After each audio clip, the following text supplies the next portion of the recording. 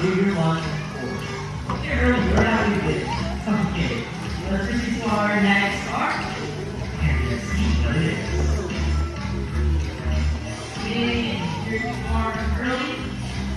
Here you go, and of course, the next art is reuse. Reuse items like bags, cups, and bottles wherever you can.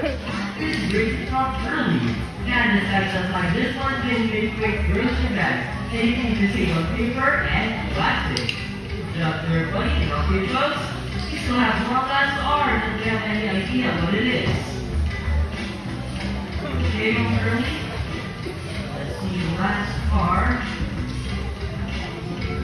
Here we are, and the last art is recycle. Recycle materials like aluminum, paper, glass, and even a plastic container just like that one. And Sophie will show you how. Alright, Sophie, there's a plastic container on the water. What are you going to do with it? She picks it up and takes it where? There. Good idea. It's recycling center, of course. Great, yeah, Sophie. There you go. As you can see, cleaning up after ourselves.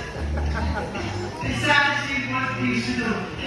Because and our neighbors so much stories. How we see that so anyway, we also learned that so they started at your attention. I think you are so early, police officer.